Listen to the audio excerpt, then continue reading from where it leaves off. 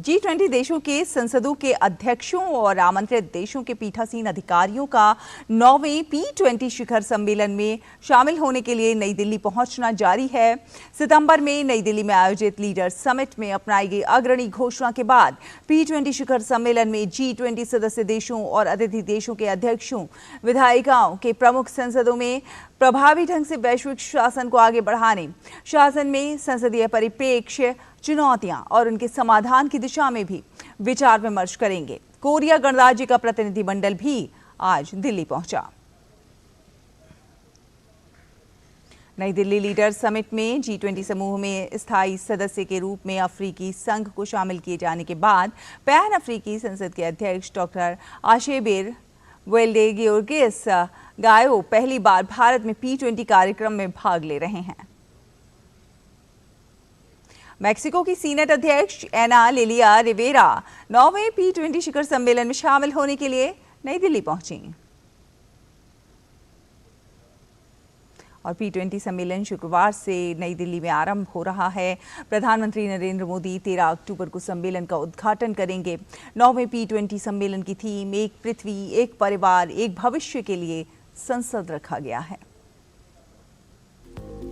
दिल्ली में भारत मंडपम में आयोजित किए गए G20 शिखर सम्मेलन की ऐतिहासिक सफलता और भव्यता को दुनिया ने देखा और सराहा।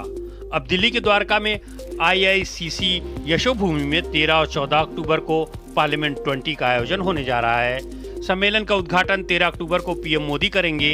इस शिखर सम्मेलन के दौरान कुल 4 सत्रों का आयोजन किया जाएगा।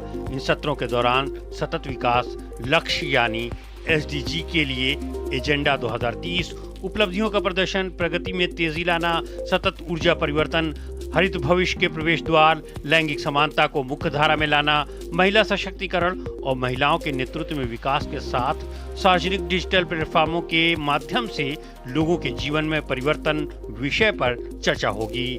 इन सत्रों में इस बात पर खास तौर पर विचार विमर्श होगा कि G20 सदस्यों और अतिथि देशों की संसद किस प्रकार P20 के उद्देश्यों को प्रभावी ढंग से आगे बढ़ा सकती है।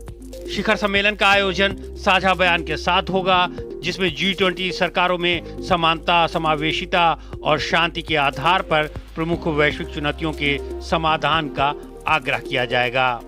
कि P20 सम्मेलन के आयोजित करने का उद्देश्य वैश्विक विषयों पर समकालीन चुनौतियों और उसका समाधान लोकतांत्रिक संस्थाओं के माध्यम से संसदें अपनी अपनी संप्रभुता में इस विषयों पर चर्चा करे, सार्थक संवाद करे, नीतियां कानून बनाने में हम किस तरीके से वैश्विक चुनौतियों का समाधान कर सकते हैं,